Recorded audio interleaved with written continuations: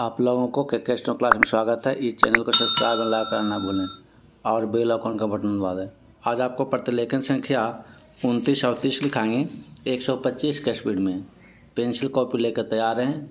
Ready, last ready, start.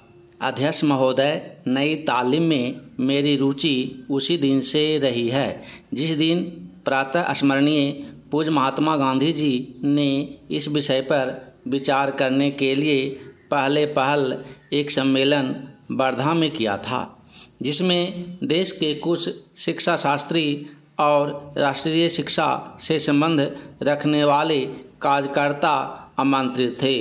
उस दिन से इस पद्धति की जिस प्रकार से जांच और प्रगति हुई है, मेरा उससे कुछ न कुछ संबंध रहा है और इसलिए मुझे इस बात की प्रसन्नता है कि आपने आज मुझे शिक्षा संबंधी विचारों को व्यक्त करने का अवसर दिया। यद्यपि मैं जानता हूँ कि ऐसा करने में बहुत अंश में पुनरावृत्ति करूँगा और हो सकता है मेरे मत से दूसरों का, विशेषकर शिक्षा शास्त्रियों का मत ना मिले। इसके अतिरिक्त विचारणीय बात यह भी है कि शिक्षा के संबंध में केंद्रीय और राज्यों की सरकारें आज जो नीति बरत रही है, उसका मेरे मत के साथ कहाँ तक मेल होता है और मेरे मत में अथवा उस नीति में परिवर्तन कहाँ तक आवश्यक दिखता है। इसलिए मैं आशा करता हूँ कि मैं आज जो कुछ कहूँगा वह व्यक्तिगत विचार के रूप में ही समझा और देखा जाएगा और उस पर आप निर्भीकतापूर्वक और निर्लिप्त रूप से भली भांति विचार करेंगे। यह एक मानी हुई बात है कि जो पद्धति आज तक प्राथमिक वर्ग से लेकर विश्वविद्यालयों की उच्चतम कक्षा तक प्रचलित है, वह वही पद्धति है जिसको ब्रिटिश सरकार ने इस देश में चलाया था और स्वराज प्राप्ति के बाद भी अभी तक उसमें कहीं कोई मौलिक परिवर्तन नहीं हुआ है। उसके लिए हम किसी को दोषी भी नहीं ठहरा सकते, क्योंकि जिस प्रकार शांतिपूर्वक हमें स्वराज प्राप्त हुआ, उसमें यह अनिवार्य था कि स्वराज के साथ साथ वह शासन पद्धति, शिक्षा पद्धति तथा सारा उपक्रम जो अंग्रेजी राज में प्रचलित था, उस परिस्थिति के प्रकाशन में विचार करें और जो कुछ परिवर्तन आवश्यक जंचे उसे अमल में लाएं। पहला सेंस, इसमें संदेह नहीं कि अंग्रेजी ने जो शिक्षा पद्धति आरंभ की, वह विशेषकर अपने राज को आसानी से और सुविधा के साथ चलाने के लिए जारी की थी।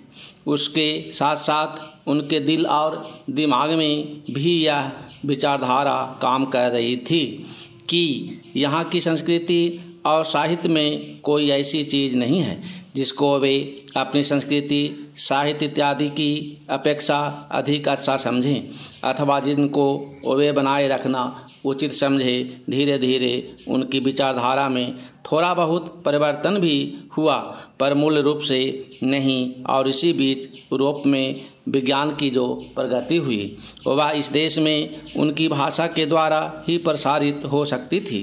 इन सब का परिणाम यह हुआ कि शासन की सुविधा और अपनी भाषा तथा संस्कृति के प्रति श्रद्धा के कारण उन्होंने इस पद्धति को जारी रखा और इसको अधिकाधिक प्रोत्साहन दिया गया। इसमें कोई संदेह नहीं कि हमारी कई पीढ़ियों ने जो शिक्षा पाई इसी पद्धति से पाई। पहला चिन्ह, अध्यक्ष महोदय, कुछ लोगों का विचार है कि हमारी अपनी भाषा ही ऐसी भाषा हो सकती है जो केवल शिक्षार्थियों के लिए ही नहीं बल्कि प्रत्येक व्यक्ति के लिए शिक्षा का माध्यम बन सकती है, और जब तक उसको माध्यम बनाने की ओर ध्यान नहीं दिया जाएगा तब तक शिक्षा इने गिने लोगों की ही वस्तु रहेगी और जनसमूह के जीवन तक नहीं पहुंच सकेगी। दूसरी विचारधारा यह है कि आज के विज्ञान युग में हम इस देश को यूरोपीय विचारधारा से अलग नहीं रख सकते और न इसका अलग रहना वांछनीय, और इसलिए कम से कम उच्च शिक्षा अंग्रेजी के माध्यम द्वारा ही दी जानी चाहिए। यदि ऐसा नहीं किया जाएगा तो हम जीवन की दौड़ में और देशों की तुलना में पीछे रह जाएंगे और प्रगति नहीं कर सकेंगे। यह बात केवल शिक्षा के माध्यम के संबंध में ही नहीं बल्कि विचार करके देखा जाए तो बहुत गहरी है और सारी पद्धति के संबंध में है। इससे स्पष्ट हो जाता है कि देश में शिक्षा प्राप्त करने की इच्छा बहुत अधिक है, जो अब शहरों तक ही सीमित न रहकर ग्रामीण जनता में भी दिख रही है। पर उसका एक फल यह भी देखने में आ रहा है कि इतने लोग इन संस्थाओं से उत्तीर्ण होकर अपने को एक प्रकार से बेकार पा रहे हैं। सरकारी नौकरियां अथवा दूसरे प्रकार के काम जो शिक्षित वर्ग को मिल सकते हैं सीमित हैं, और जितने लोग उत्तीर्ण होते हैं उनमें से थोड़े ही लोग उनमें लग सकते हैं या उनमें लगने की योग्यता रखते हैं।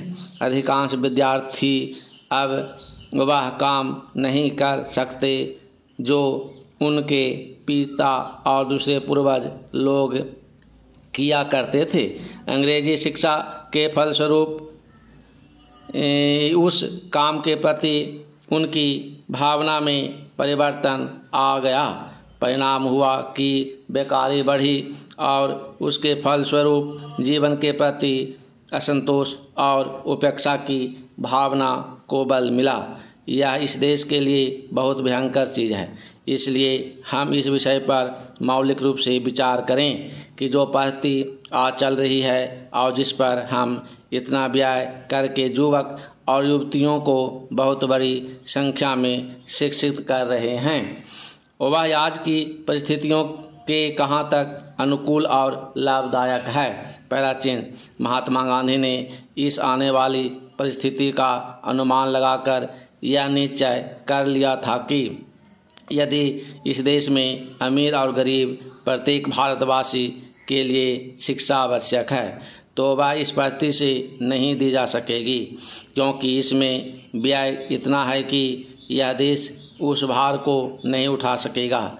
इन्हीं दोनों विचारों से उन्होंने नई तालीम की पद्धति निकाली, जिसको अन्य देशों के उच्च कोटि के शिक्षा शास्त्रियों ने भी शास्त्रीय ढंग से विचार करके उपयोगी और लाभदायक ठहराया। महात्मा जी के विचार से जहाँ तक मैं उसको समझ सकता हूँ, इस पद्धति में अपने दो मौलिक तथ्य थे। एक तो इसमें शिक्षा केवल पुस्तकों के द्वारा ही दी जाए। समाप्त। अगर डिक्टेशन बढ़िया लगा हो तो सब्सक्राइब एंड लाइक करना ना भूलें। धन्यवाद।